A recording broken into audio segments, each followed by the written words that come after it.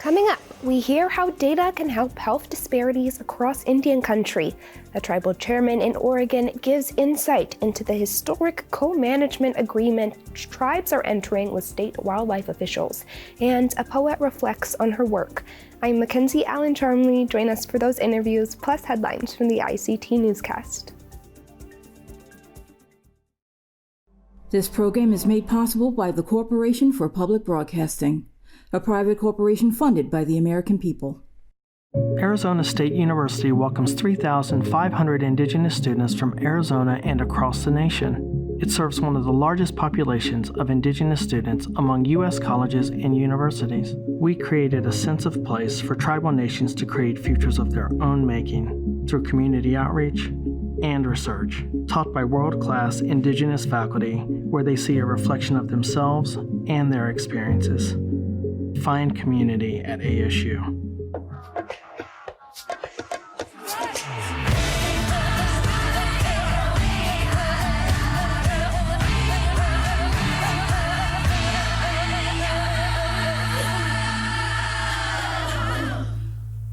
Chinangale, we're so glad you could join us. Citizens from the Indigenous nation who created a worldwide sports phenomenon are once again medal holders. The Hoda Nashoni Nationals won their third straight bronze medal at the World Lacrosse Men's Championship in San Diego on July 1st. In a decisive win, the Nationals were able to defeat Team Australia 11-6. The championships are played every 4 years, and this year is seen as a test to reintroduce lacrosse at the Olympics. And there is a special history here. The nation invented what they call the Creators Game. The team has placed in the top 5 for every international competition where they have been allowed to compete. The United States team took home the gold medal this year. A First Nations man says his community's natural surroundings inspired him to design a Canadian basketball team's uniforms. APTN's Darryl Stranger has this report. Over telegraph pass into Shitu, and Georgie B said no. He's going to try to go coast to coast again, and say it ain't so, Georgie B. The farthest western-based team in Canada's professional basketball league, the Vancouver Bandits, have unveiled new uniforms that will not just be a one-off. Kwantlen First Nation artist Jeff Dixon designed the uniforms and the matching shorts, which debuted on Sunday against the Calgary Surge. The cedar trees, again, being very much a symbol of Indigenous communities and how we are connected to the land and the responsibilities we have to be stewards of that land. And then incorporating things like some weaving, which is done with cedar strip, or to have the sapling represented on the back of the jersey. So we have a fully developed or mature cedar tree protecting or creating an umbrella for the saplings. And seeing that the Bandits logo, which is the fox, again, representing that in a way that is more aligned with traditional Coast Salish artwork. The orange jersey aligns the Bandits' original color with Orange Shirt Day and the National Day for Truth and Reconciliation. Growing and keeping this conversation going, I think that's that whole educational piece that as a full-time teacher, I know that the impact that what I have goes well beyond what happens within my classroom. And I know my impact here will go beyond a basketball game that's going to be played on Sunday. To learn more about Indigenous culture and the significance of the uniform's design, players, staff, and executive members of the Bandits visited Kwantlen First Nation. We thought this was extremely important because we want to be a provincial team and not just a local team. Unlike most one-night specialty jerseys, these ones will be permanent. We don't want to do something that's a one-off and you don't hear from us again. We're here to stay as an organization. Indigenous basketball has been here for decades and centuries, if you will, and it's something where going forward, we want kids to recognize something that they could be proud of and that we could be proud of as well in the community. Part of the proceeds from selling the jerseys will be donated to the Lower Fraser Valley Aboriginal Society. They provide personal and family support programs for their community. In Alaska's capital, artwork from over 50 Alaska Native women is being celebrated in a new exhibit. The new show at the Sea Alaska Heritage Institute in Juneau is titled Native Women's Art Drawn from the Spirits of Ancestors Within. Tlingit citizen and guest curator Allison Bremner chose to showcase 56 artists who create work using many different methods. Along with contemporary styles of art, some of the items include traditional chilkat weaving, beading, and paintings. In a statement, Bremner says the space provides a place for history to be displayed in a way that honors matriarchal Alaska Native cultures. The exhibit opened in May and will be up until December 2023. Check the Institute's website to find out when to see the show for free. Well, the popular TV show Reservation Dogs is ending production after its newest season premieres. Announced on Instagram, the decision comes from showrunner Sterling Harjo, who emphasized that it's the right decision creatively. The entirely Indigenous written and directed series follows a group of Native American teens from their reservation and covers topics ranging from culture to suicide. Series stars Devry Jacobs, Tefera Wunatai, Lane Factor, and Paulina Alexis took to social media to express their gratitude for the show. According to a statement by FX, the historic show is truly groundbreaking for its unique and honest portrayal of Native people. The third and final season of Reservation Dogs will premiere August 2nd on FX and Hulu. Well, Vice President Kamala Harris was in Arizona today as part of the White House's Investing in America tour. She visited the Gila River Indian community to highlight the administration's commitment to Native Americans. Harris also granted ICT the rare opportunity to speak with her directly. Join us next week to hear from the Vice President in a special ICT exclusive interview. Find out what she had to say about Indigenous affairs when we sat down with her one-on-one. And those are the headlines for the ICT Newscast.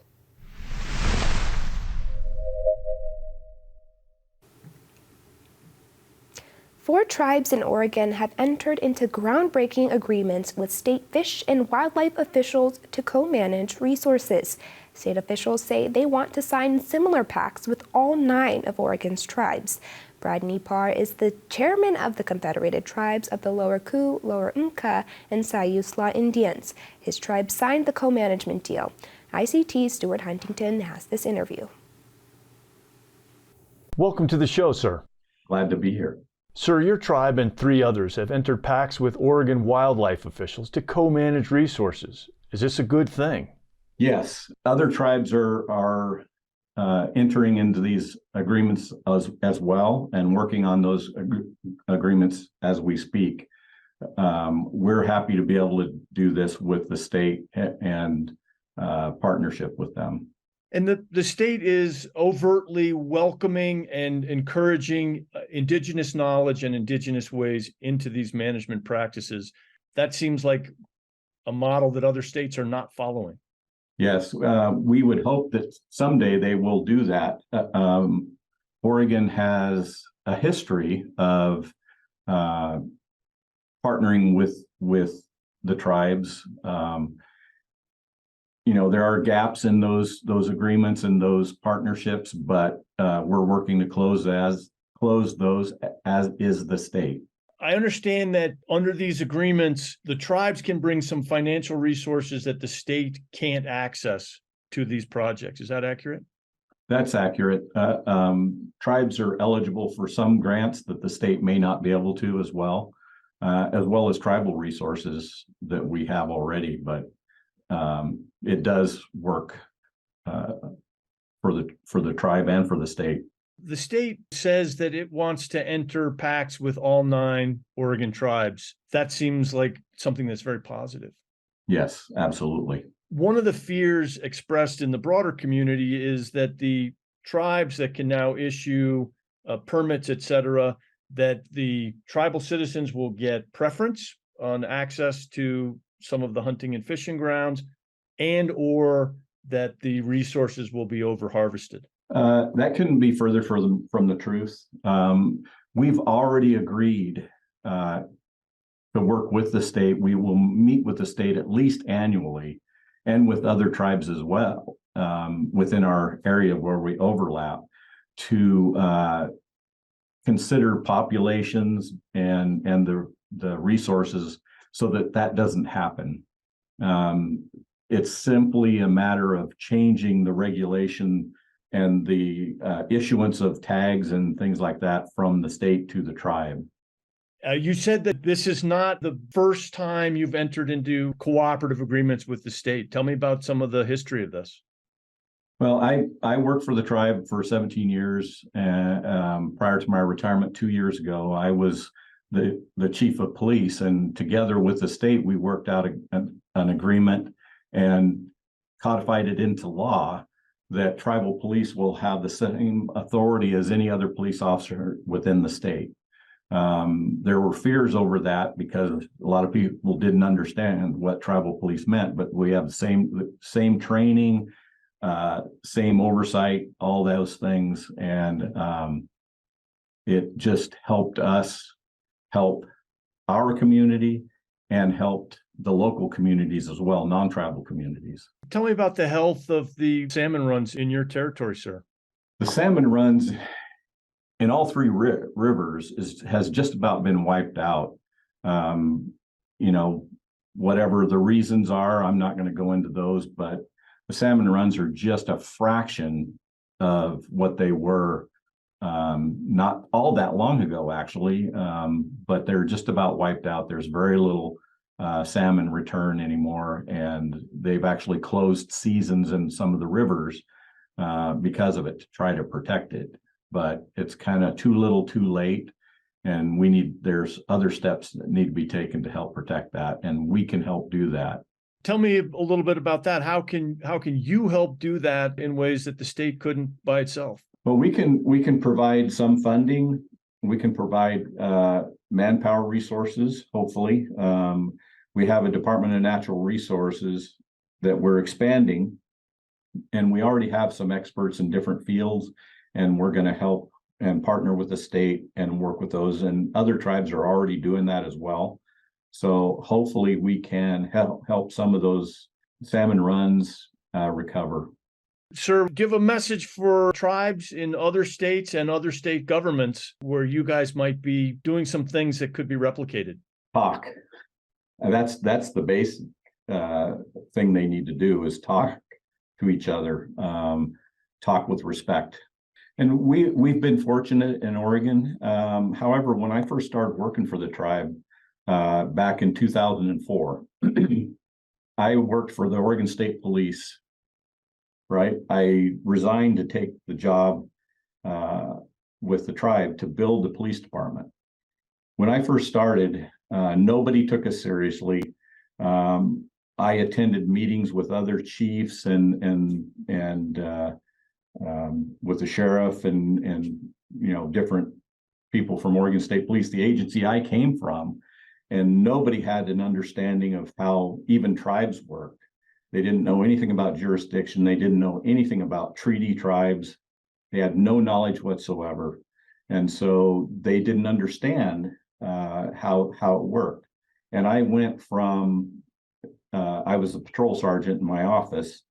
And so I went from having full police authority one day, March 31st. And then on April 1st, when I started with the tribe, I had absolutely no authority.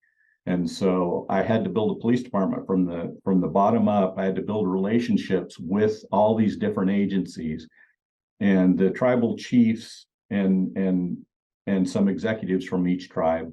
We met every month, and we talked about this, and we had discussions with the state. Senate Bill was at 770, I believe, mandated the state to work with tribes on different things and collaborate. That kind of opened the door for these agreements and collaborations. Which goes back to your original comment, talk. Mm-hmm. Exactly. Communication is key. And so people need to be educated on both sides. Thank you very much for joining us, sir. Thank you.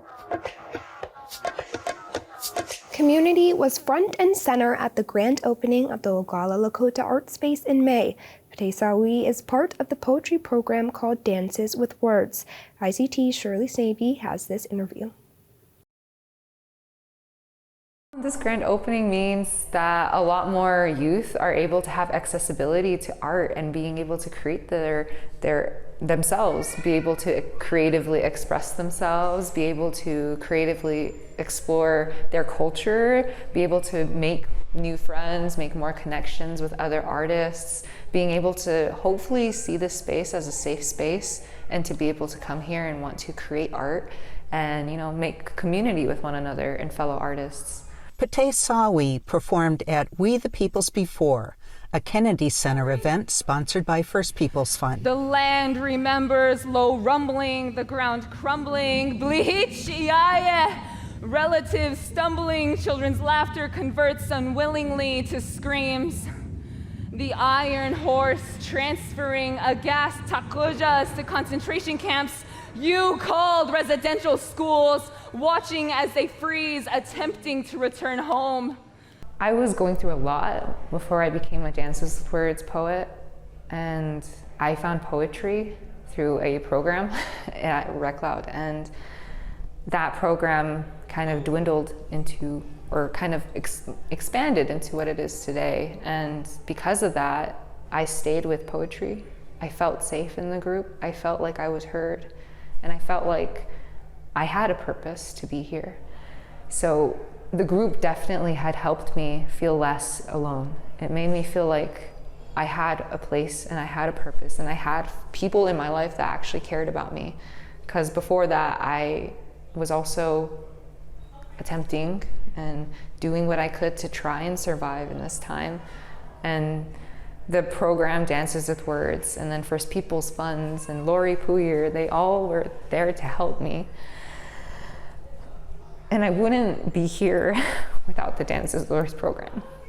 I tell my family this because I'm like, if Grandpa didn't take me to the workshops, if he didn't take me to the open mics, if he didn't take me to poetry slams, I wouldn't be here, because poetry definitely helped me talk about what was hard not to say. And because of my experience and because of how I felt and dealt with what I was going through, I want our youth to have that too. And being a mentor, being a youth development coordinator, being a part of this space means I'm able to give that to youth. And because I was in their position, I know what it's like to not be heard. I know what it's like to feel like the only resort is suicide. I know what that's like. And I also know what it's like to not have anyone to be there, not have outlets, not have resources. So I want to be that person. And I feel like I am, because of all these youth that have joined, showed like themselves. And I've seen youth open up slowly. They came into the program a little shy, quiet, but then they got so much more comfortable that now when we see each other, they smile and say, "Hi, how are you?" and give each other a hug, and they're so happy to be able to be a part of the space. And just knowing that I'm able to help them in that way, just knowing that I'm a part of the impact, the positive impact of being able to help our youth feel that safety and closure, that our people are more than just hurt. Our people are creative, our people are beautiful, our people are so compassionate and passionate as well, that I'm so happy that OLA exists, so that hopefully we're able to kind of break that stereotype that natives just kill themselves, because I don't want that. I don't want that stereotype. I want people to see us and know, yeah, those people, those natives, they're creative. They're beautiful, creative, artistic individuals. They're innovators. They're able to, I don't want to say resilient because it's used too much, but we're able to come up from the ashes and just help one another. And that's where it starts, is the community. In Lakota, Pate Sawi means white buffalo calf woman. They are redefining what traditional culture means today. If you have tattoos, if you have piercings, if you have dyed hair, you're not going to be welcomed into the spirit world. And I told him I didn't like that. I didn't believe in that traditional way of thinking. And he said that that's okay, that you're free to believe that. And I said that I just personally don't see that our our ancestors, our relatives in the spirit world, I don't think that they would judge us like that. I think that they would see us as we're evolving. We're just adapting to what this time and age is. And part of adapting is, doing what you can. If it's modifying your body and how you look, then that's fine. And our culture had two spirits, and they definitely never got judged. They were seen as sacred. And I know that if our ancestors were here now, they would see us all as sacred because we're still here. The Great Lakes Intertribal Council is combating health disparities in Indian country through its Epidemiology Center program. It has served 34 federally recognized tribes and multiple urban communities along with IHS service units. Joining us now is Will Funmaker, the council's director. Hello to you, Will. Well, thank you for having me. To start, can you tell us more about what the Epidemiology Center is and what its goal is? Well, the Epicenter here is to provide sort of technical assistance and just background work in data and healthcare with the tribes in our region here. So we serve in Michigan, Minnesota, and Wisconsin, as well as noted was urban Indian clinics. So we serve as a data resource center for the tribes and the urban Indian clinics in this region. Many different tribes don't necessarily have all the personnel that are needed for their data healthcare needs. And we're able to provide that resource as well as find resources for tribes to be able to meet the needs of their citizens.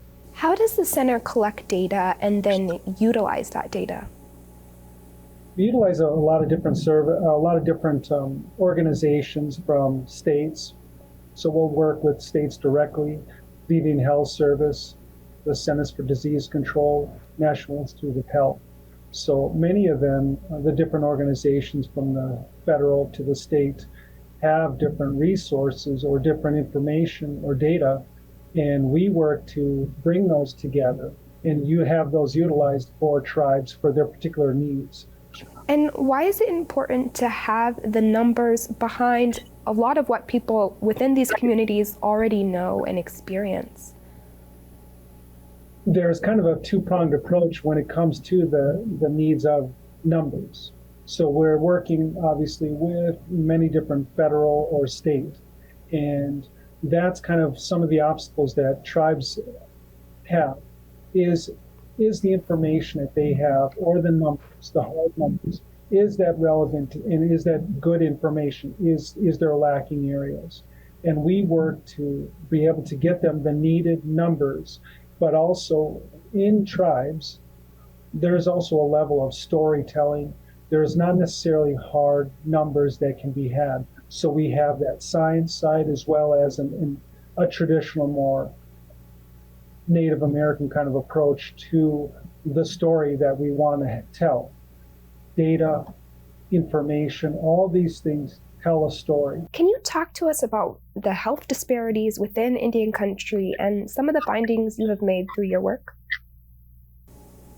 Native Americans across the region, across the country, tend to have a lot higher poor outcomes when it comes to chronic disease, substance use disorders, mental health issues.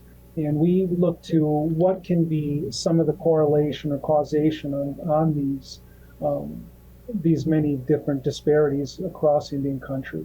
So what may be applicable to Bay Mills Indian community might be very different than it is in Menominee Nation or over in White Earth Nation. So we work with the individual tribes in being able to see what their particular disparity may be, because they're all different. In being able to find what those differences and where those gaps are with the different tribes is where we're trying to service those needs across the region. And what are some of the initiatives the center is currently working on?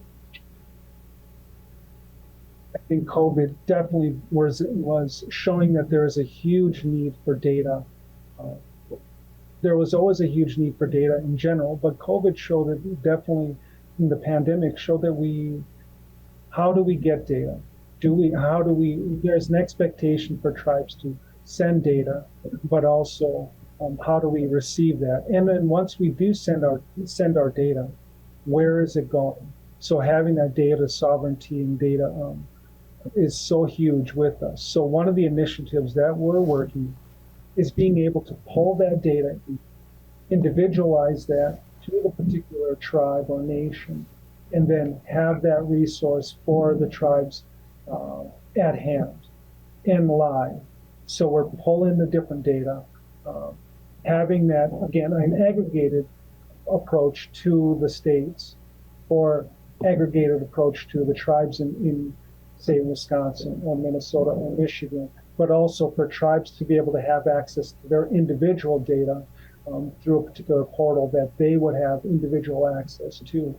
So having that right on hand with their different work that they're doing and being able to, again, have that at the click of a button is something that we're definitely working on. We're in some of the initial stages with with Minnesota and Michigan. Wisconsin, we're coming towards the middle end-ish.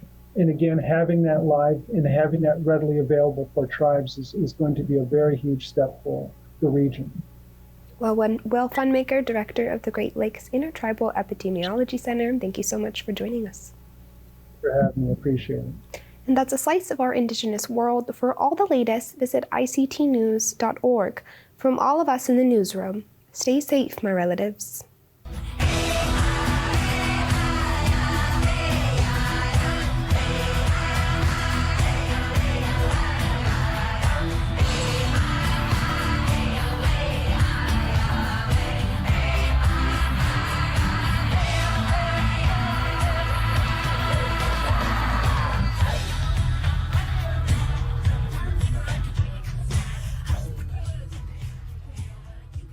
This program is made possible by the Corporation for Public Broadcasting, a private corporation funded by the American people.